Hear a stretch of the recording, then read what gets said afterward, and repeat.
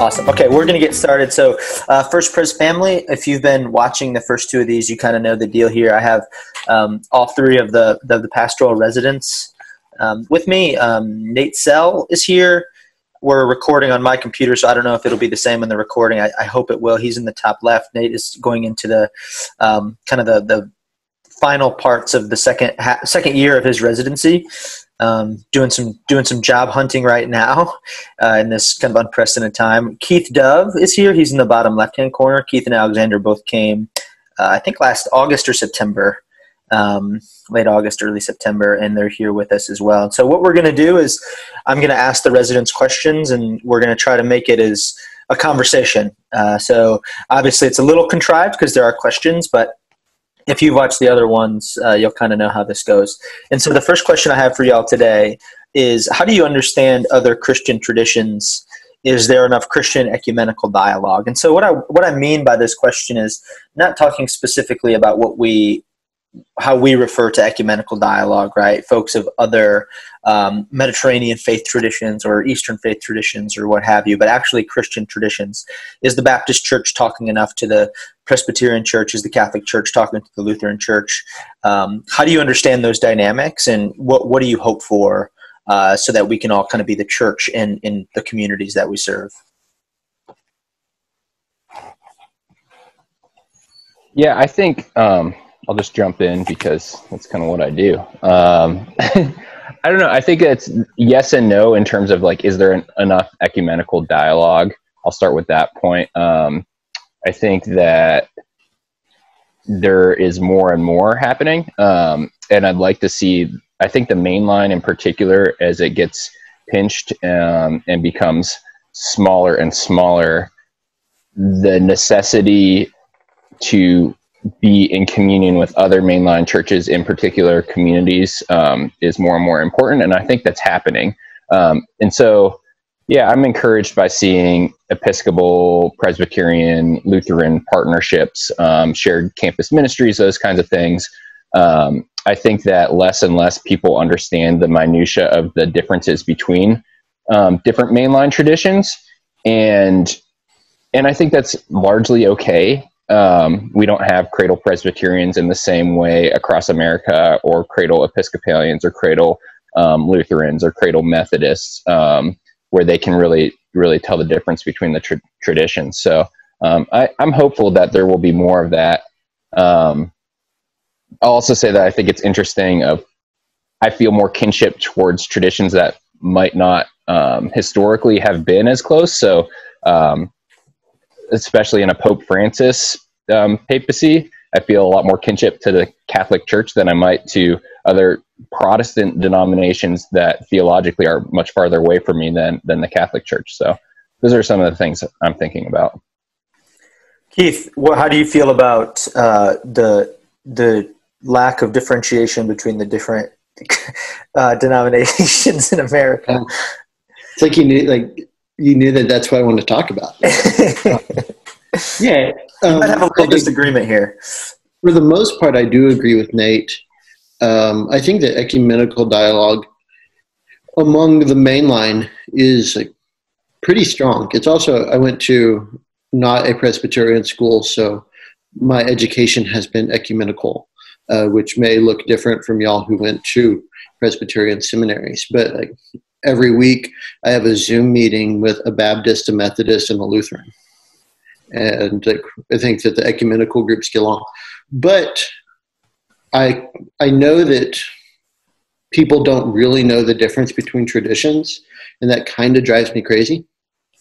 I think that people, this might sound harsh, I think that people, when they join a congregation, should know what tradition they're joining into, and more than just, do I like the people around here? Do I actually go along with the tradition? Because what I found is, especially after the 2014 General Assembly, when the PCUSA became LGBT affirming, there were a lot of people who were leaving Presbyterian congregations that I was familiar with, and they were like, well, that's just not how we do things. Things shouldn't be done this way. And there's like, wait, we followed Presbyterian polity.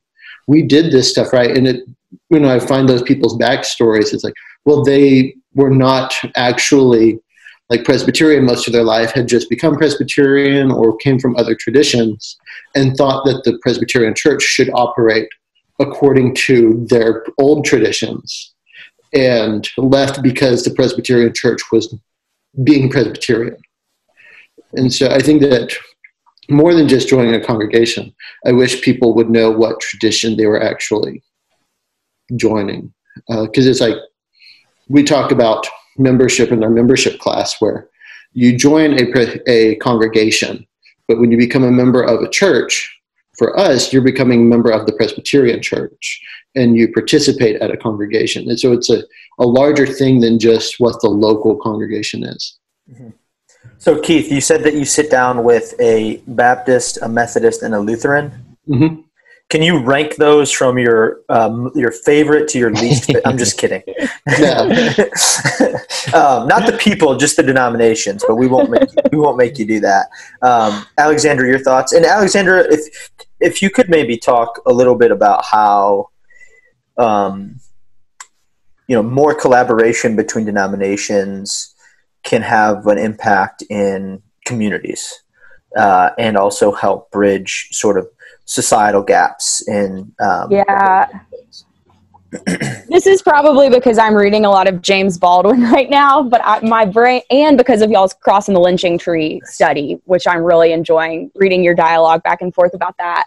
And I need to reread the book because it's been a while, but I'm thinking a lot about how the white main line does a pretty good job of staying in contact with one another and dialoguing across traditions. But I sort of feel like the predominantly white main line and predominantly and historically African-American worshiping traditions, there still is not a lot going on there. Like I follow what Pulpit Forum is doing just on social media, which is correct me if I'm wrong about this, Matt, but I think I've gathered that it's a predominantly African-American set of clergy and worship leaders in Greensboro who sort of collaborate on and dialogue about things. Is that right? Yes, with one very, very involved Presbyterian pastor. Okay. In Greensboro. Kim Pretty is heavily involved with Pulpit Forum. Yeah. Got it. Mm-hmm. Cool. So I don't actually know a ton about it, but I'm just noticing like, man, the things that they're talking about and like the Zoom calls that they're doing really don't look anything like what PCUSA groups are doing right now. And just thinking about the ways that dialogue across those kinds of lines, which are historically racial and socioeconomic lines, which then turn into lines across tradition, could help us understand better what's going on in our local community and across the country and the world. But I think especially just thinking about Greensboro.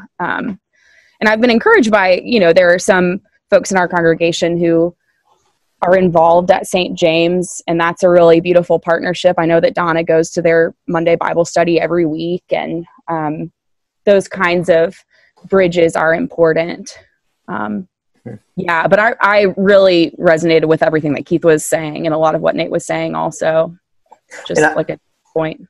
Yeah, and I know that, so when Jimmy Hawkins, who is, correct me if I'm wrong, but he is is it the president or the director of the Office of Public Witness in Washington, D.C.? Am I right about that? Is that it? Okay.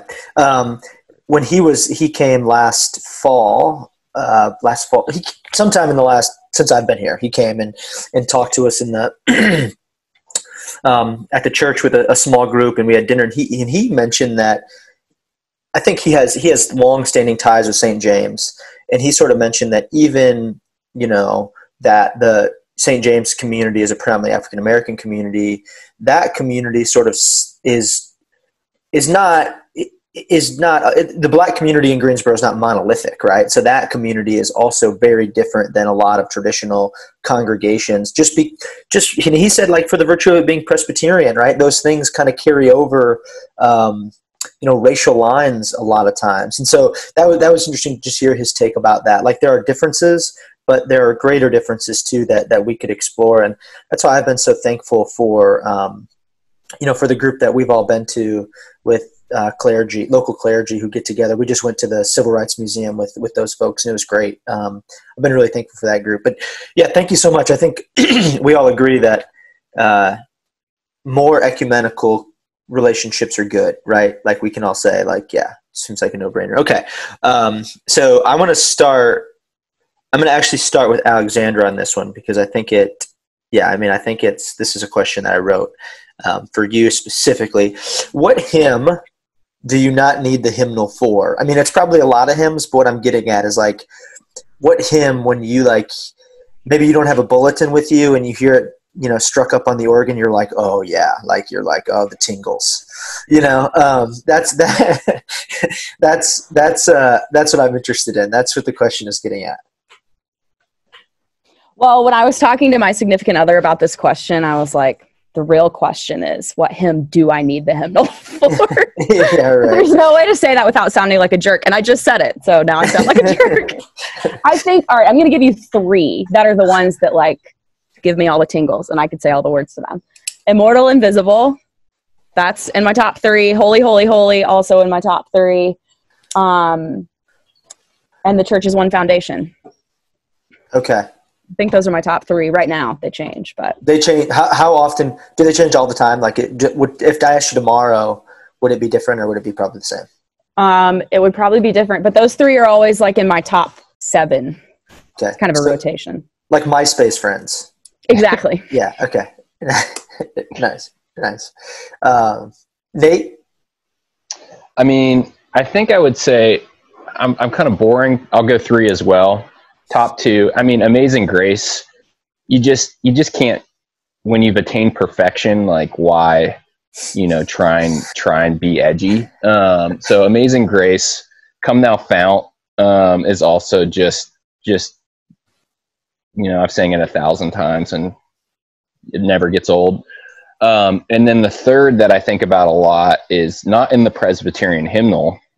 So I'm going outside the tradition a little bit here. Come, O Thou Traveler Unknown.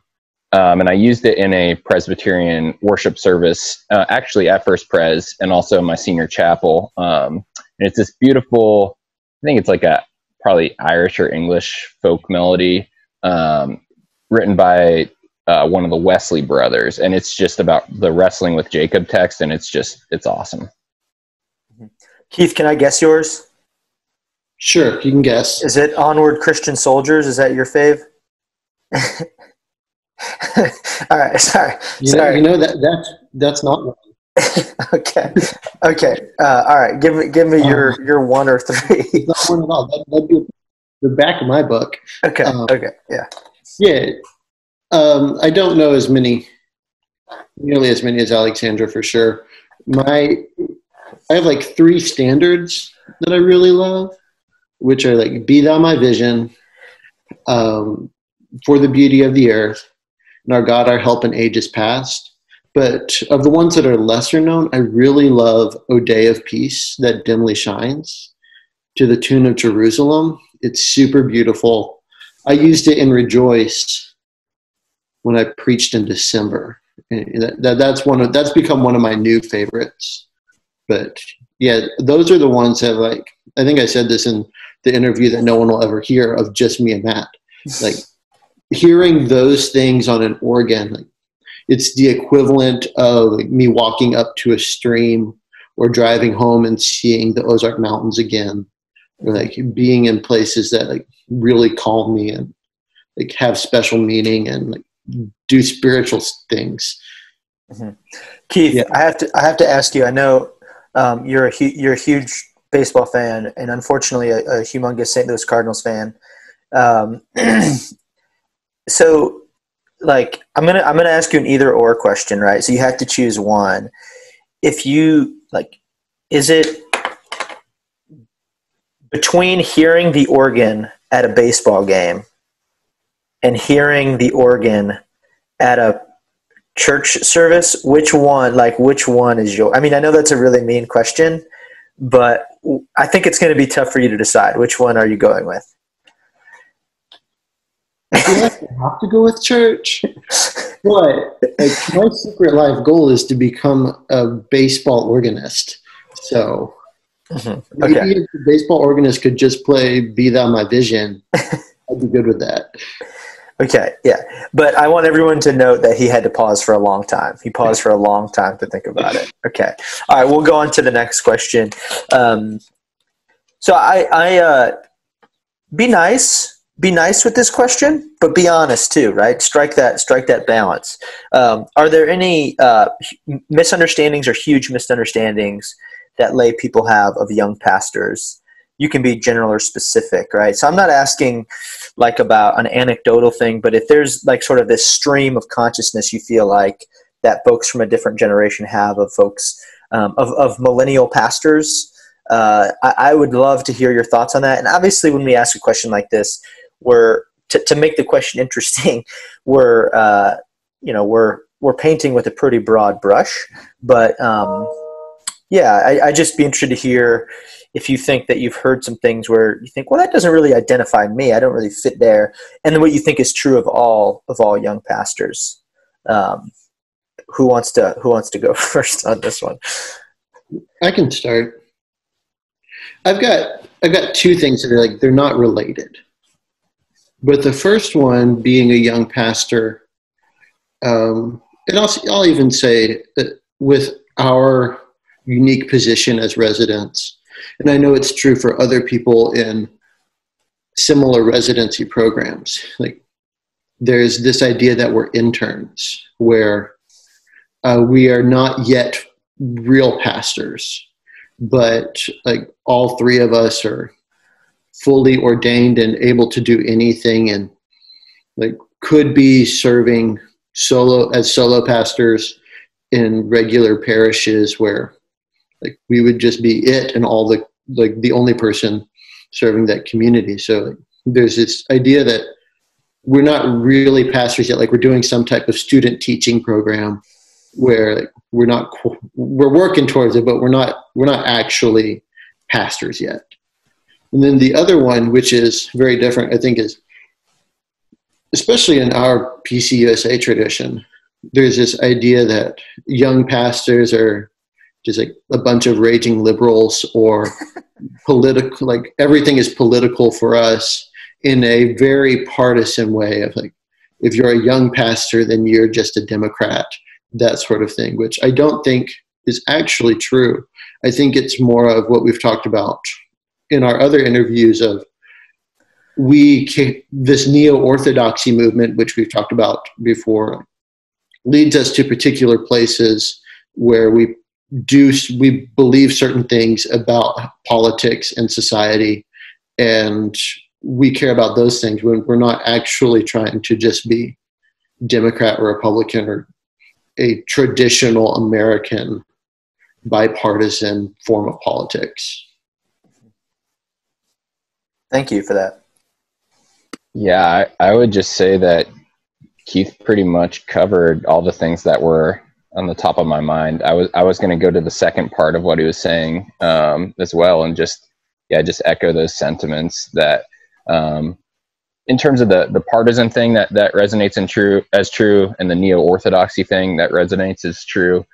I would also say liturgically, I think that there's an assumption that young pastors are more drawn maybe to contemporary worship. And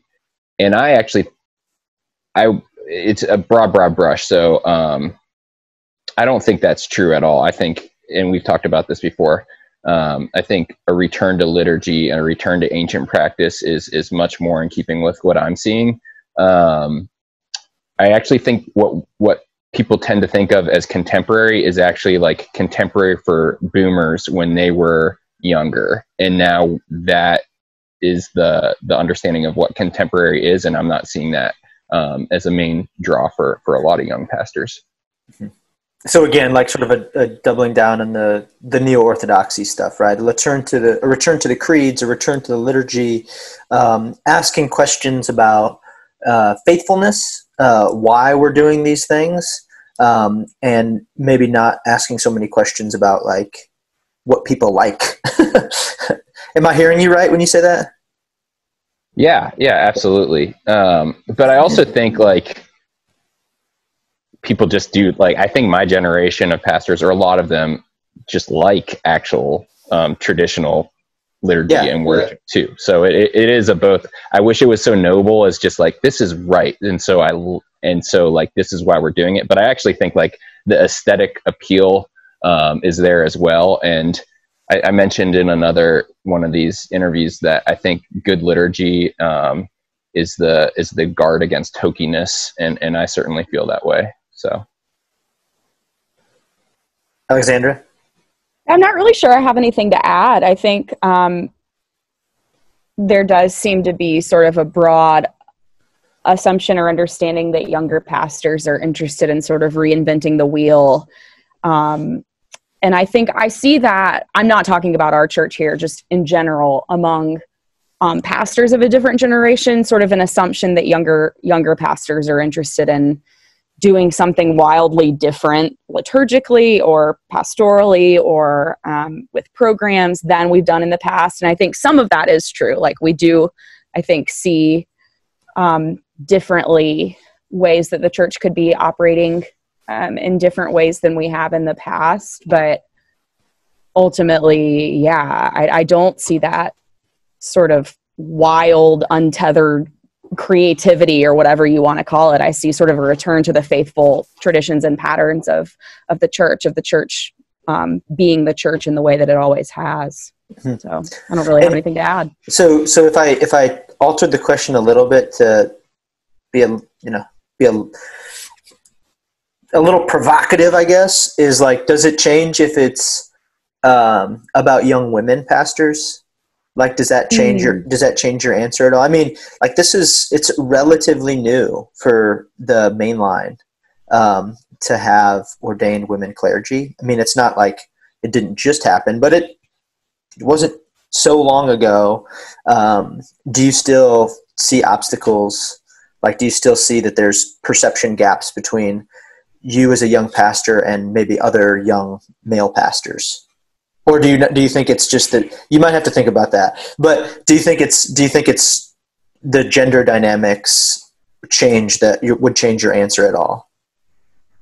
Yeah, they would, of course, because they always do. But I'm not really sure how to flesh that out, except to say that I think, you guys can correct me if I'm wrong, but I think that young female pastors probably spend a little more time thinking about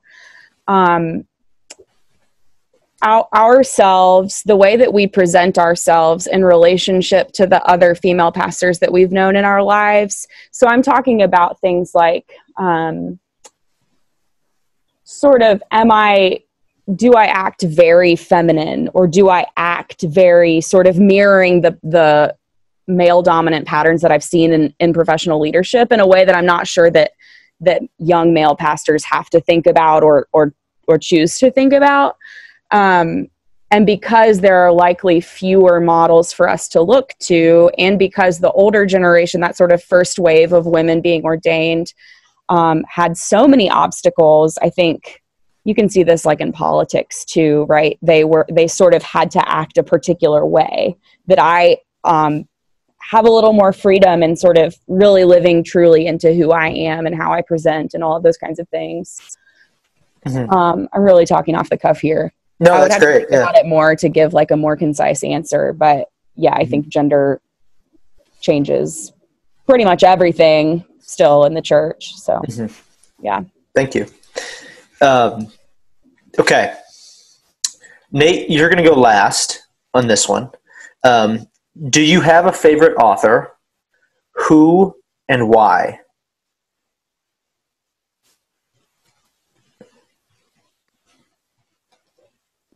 Okay, I can go first. I don't think I really have a favorite author, honestly. I really love the novels of Mary Lynn. I always got her name wrong. Mary Lynn Robinson, not to be confused with Marianne Robinson, who ran for president. Marilyn Robinson. Yeah. Marilyn Robinson. Yeah, right. Gilead, and yeah, really beautiful writing set in the South, sort of Calvinist tendencies. I haven't read her books of essays, but I should.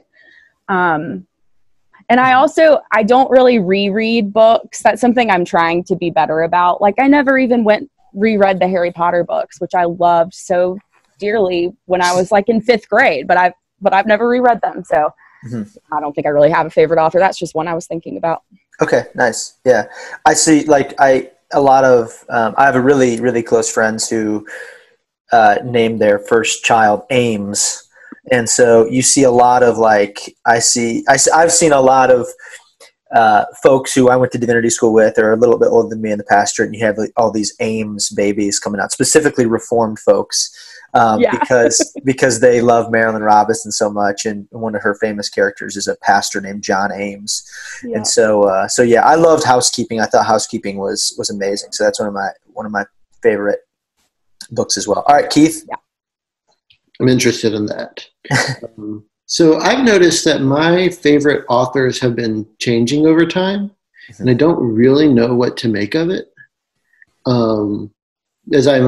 As I have gone through school and recognized the problems of the books that I have loved, it's really destroyed me. So like for the longest time, my favorite author was Ernest Hemingway.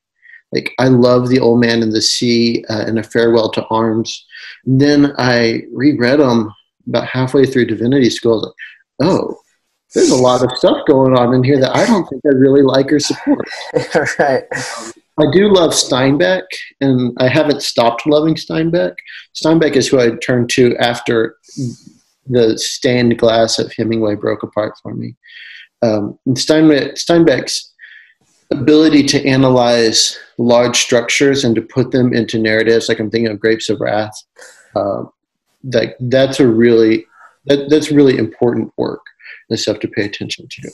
So, and I like William Faulkner a lot, very into Southern Gothic, the downfall of the South, because in a way that's my family's story. So I'm able to read Southern Gothic stories and like, oh, I know that person. I'm related to them. Yeah.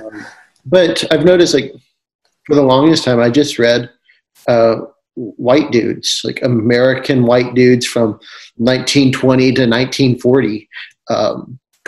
And I've tried to turn to, or I've recently been turning to, like, reading books by women and people of color, and have really found that I've been missing out on, like, huge swaths of beautiful literature.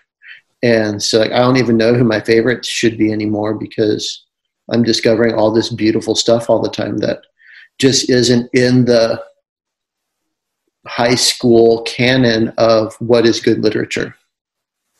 Mm-hmm. Nate? Who wrote 50 Shades of Grey? Just kidding. No, Matt knows that my favorite author by far is Wendell Berry. And he's just somebody that I started reading towards the end of college. Read a couple years after that, read through seminary, and am still reading. He's prolific. He's a novelist and a poet and an essayist. And it's hard to, put into words why I'm so drawn to him. I think that he put into words a lot of things that I'd felt intuitively for a long time, specifically about my love of being in creation. He speaks of the sacredness of that. And I think biblical writers are starting to really appreciate his work on the subject as well. So yeah, he talks about affection. He talks about community. He talks about land. He talks about tradition. And he just cuts through so many things that are in the air that I had just never really seen. So he's both prescriptive and descriptive in really powerful ways. And I think, I'm sorry. Go ahead. No, I was just going to say, I also love, Marilyn Robinson and Hemingway too. So we're in good company here.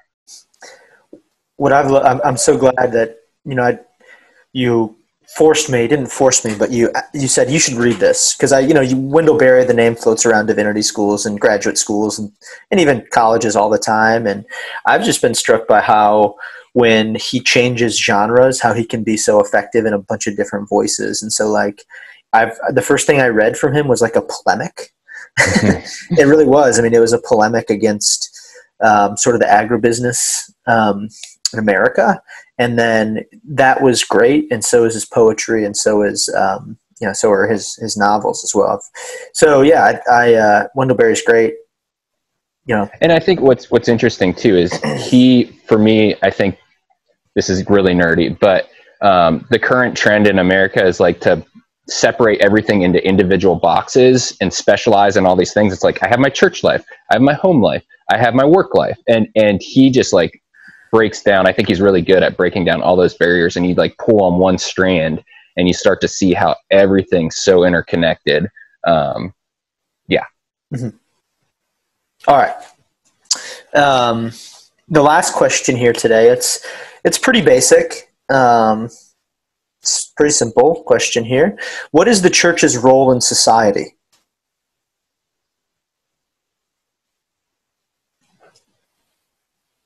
Long pause.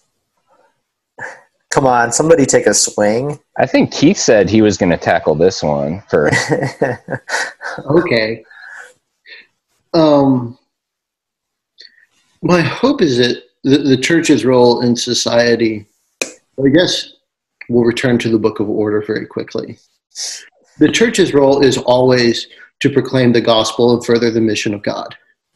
So its role in society is to do just that within the community, the polis, in the city, and the state, and the country, and the world. What that actually looks like, I don't necessarily know. The parse it out would be different, but I think my hope is that the church's role in society is to be both this sort of moral voice that is rooted in tradition rather than just like, we have a lot of morals floating around that aren't necessarily rooted in anything. Even though we may agree with them, they're not necessarily rooted. But we have a set of morals that are rooted in the witness of Jesus Christ. And hopefully in society, we are the voice that is looking out for the marginalized, paying attention to the least of these, identifying with the least of these, and with our voices, but then also to be like the hands and feet of Christ, to be feeding, healing, teaching, all of the stuff that Jesus did. That's our role in society. Yeah, I don't know how to answer this question. It's something that I continue to think about, and didn't spend a lot of time in seminary thinking about for whatever reason. I do know that at least at this point in my ministry, and I've been at this for not very long, but I do feel a little bit allergic to the idea that the church will be this sort of voice for the city to listen to, like that. All right, I'll just be concrete about this. Like the history of our congregation as a congregation that folks would tune into the radio and like have to hear what we have to say. I don't know about that. I think if the church is being faithful to the witness of Jesus Christ and the church is doing what the church does, then maybe people do want to listen. But I think not always. And sometimes when it's easy for folks to listen, I wonder, are we being as faithful as we could be? Because the message of the gospel of Jesus Christ is not a particularly easy one to listen to and sort of fall into this, oh yes, that's sort of the moral way that we live. And yeah, I don't know if that makes any sense, but I think I am thinking a lot about if and why people in the community should listen to a sort of loud voice of the church. Does that make sense? Yeah. Yeah. It's like, can I ask you a follow-up question? It's almost like if the church happens to be influential by accident because it is faithful on purpose, that's okay. But like to strive in a way to be influential is in some ways to like not to detract a little bit from the mission.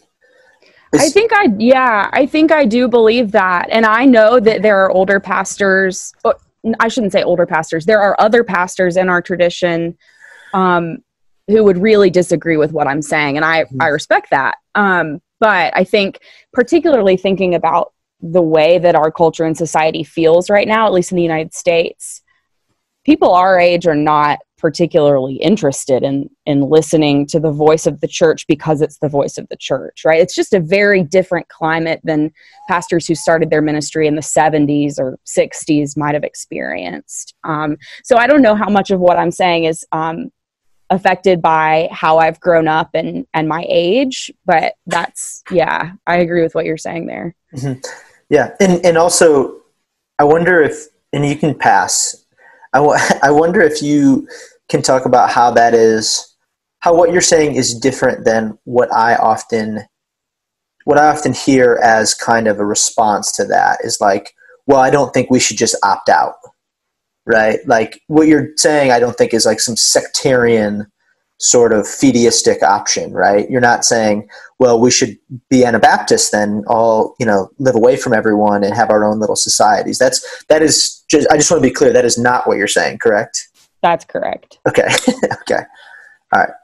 Nate. So Nate, let me, we've known each other for 20 months now. So let me just, so I think I can say this, right? Like we've talked a lot about how in the early 20th century or the late 19th century, how the churchman in a community was, and I think Alexandra's response speaks directly to this, was sort of it was like you had your doctors, you had your lawyers, and you had your pastors and your priests. And like those were,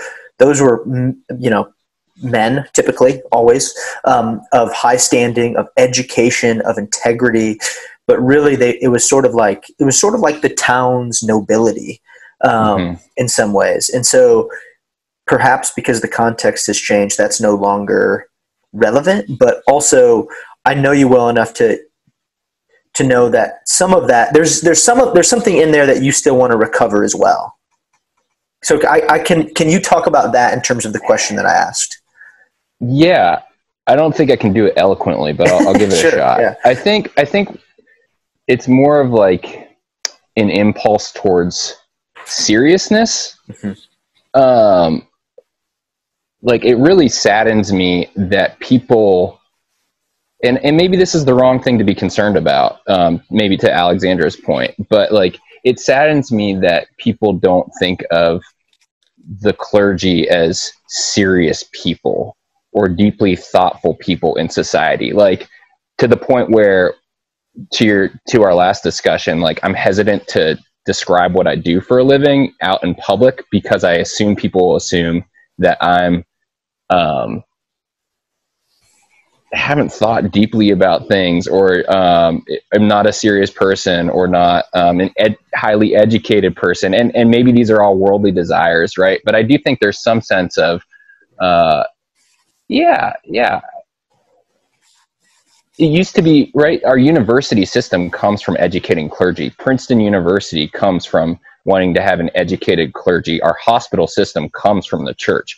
So all these things that we have that I think are good in society come from the church, but somehow the church has now been pushed to the side as this like unworthy, unserious, unthoughtful business, and probably for things that we've done, to be honest, right? We've probably created those conditions. So yeah, that impulse is definitely there for me, and whether that's a right and good impulse needs to be further dissected.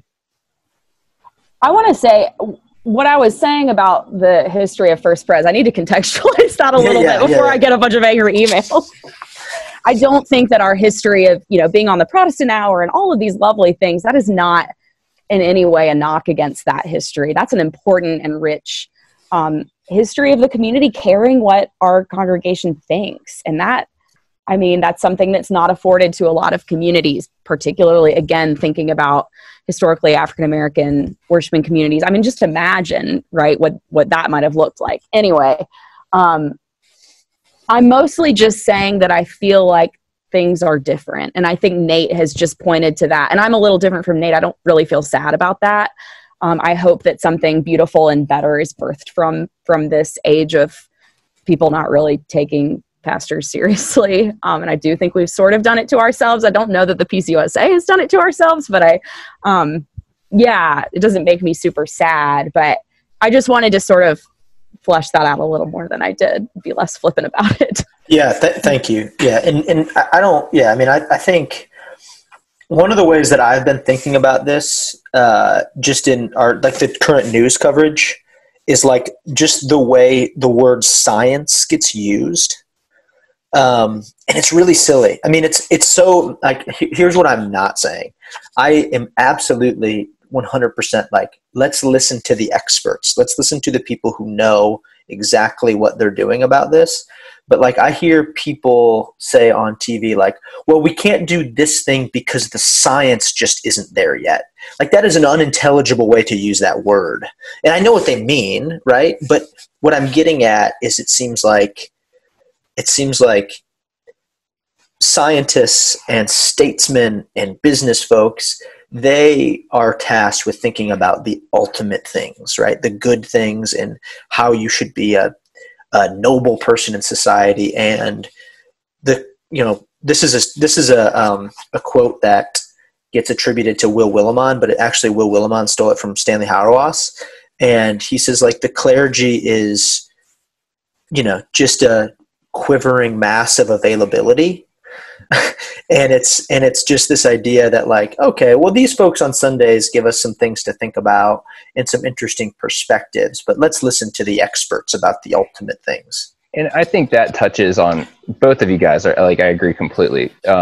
It's like we have a 2,000-year-old tradition of some of the best thought in the world, and it's chalked up to this. That's cute, like, go sing some songs together, guys. And it's like, oh man, like, where do you think like our ethical frameworks came from? Where do you think like all these things came from? So I think we've just too quickly jettisoned that, maybe. And so, yeah, I don't know. Maybe we shouldn't be the ones calling the shots in terms of pandemic response, but I think it would be nice if people look to their church for how to be in the world during these times. And some people certainly do, right? Mm-hmm. I would like to qualify my moral voice statement, because I was coming from a different context than where Alexandra was talking about, where I interned during divinity school, and even my home church, they were on the fringes of the larger cities that they were part of. Like the church I was at in Chapel Hill is known for saying things that other congregations won't say. Working very closely with the Presbyterian Peace Fellowship, a good relationship with the Office of Public Witness in DC, where I think that they're known as at least in the Chapel Hill Triangle area, like they're known as a voice in society that is willing to speak the truth, and I think they have a weight because they speak the truth. But that's a very different sort of thing than having weight because we're affluent, or like we're the big church that is able to do a radio show. And it's like, when I say like, I think the church should be a moral voice, what I instinctively mean that to mean, when people who did not go to like the fringe churches like I have, or I think that means like saying things that are like out on the edge, probably radical, probably going to make people upset, not necessarily things that that the Presbyterian Church itself is known for saying over the past 100 years or so. When it was affluent, it was your doctors, your professors, your lawyers, where they got to speak because of how much money they have and what job they had. This is more like, these people are known for speaking truth, and they've spoken truth long enough and loud enough that people pay attention to it. Mm-hmm. And I think some of this speaks to something we talked about the last time we did this, with the airplane question, right? Like Nate alluded to, and it's like sort of when you go out in public and you when somebody asks you what you're always anticipating what the other person is going to think about what you say when you tell somebody that you work in ministry, like, or even like think about the way that people use the word called. Like people are like, whoa, calm down. Like, what do you mean you're called to do something? And so I think some of it is, like I think it's interesting to study the history of the American church and see how it's been pretty easy to kind of go into places where there's influence as opposed to something else. And there's one 20th century theologian I think is to blame for that, but I won't get into that here. You can check out our study on the cross and the lynching tree to find out more about how I think that person's been influential. And I think another thing is this is a big time generational thing. Like I think this is a huge mega generational thing where a lot of pastors who are up in age, maybe pastored in the 60s and the 70s, they felt like the pastorate was a way to be a voice of influence in their community. And I don't want to poo-poo that in any way. I don't want to say that's a bad thing, but because I wouldn't say that they thought that was an end in and of itself. They thought that was a faithful witness to their community in that time. And I think if the kind of the context doesn't exist anymore for the church to be that, it seems like Alexander said, the church is being birthed into kind of a new thing. And Nate, it's always been, the analogies that you use for the pastor has always been really like beautiful to me, because in one hand, you've talked about holding on to this sort of like this nobility or this respectability that the pastorate has. And on the other hand, you're preaching and you're teaching before have talked about like the church as these like places to camp out for the night on the AT, right? Use that as an analogy, right? Like this place in the hill, like a hospital for sinners, but also just like I don't know, you called yourself a something rat one time. And it makes me think about how you viewed the church as, can you talk a little bit about that in your experience in the AT? You said, yeah, I'm a shelter rat. And in some sense, I think like away from civilization, outside of society, the church, there's an analogy where we can think about the church in this way. Yeah, I think, man, we've gone round and round on this a few times. So I think, yeah, when you're hiking on the AT, you get the through hikers are sometimes referred to as shelter rats, because you get to be this like dirty, gross, unshowered person that lives. There's a shelter, 3-sided open air shelter every 10 or so miles on the AT, and through hikers will often send their tents home and just like live in there and be grungy and stuff. I think, yeah, I think the analogy that we use is like a place apart, a walk apart from what everybody else is doing. But there's also something, I don't know, I have rose-colored glasses about like AT hikers, right? There's something about a seriousness of the endeavor and the what you're striking out to do that even I think skeptics and outside people will be like, well, like they're at least committed to that journey, they're committed to that experience. So I don't know, there's something in there to me of like, yeah. I don't necessarily want to, I don't strive to have the city councilman think like the church is the answer. I don't know that that's the goal in itself, but I would like for somebody to look at the church and be like, oh, they're serious. They're up to something serious. And whether I understand that or not, I can at least respect the seriousness of the pursuit. Mm-hmm. Yeah. Well, hey, y'all, thank you so much for doing this again. We have a Lectio Divina coming up right after this. David Partington, he boots us off of these. So you know how David is. And so we're going to bounce, but we're going to keep doing this for the foreseeable future. So if you have, when you see this, you'll have already seen 2 other ones, but if you have any questions that you want to ask the residents or you want to submit, you can email me at just mlogan@fpcgreensboro.org. And we're thinking about you. We're praying for you. We love you, and we hope that everybody is staying safe out there. So thank you so much for watching.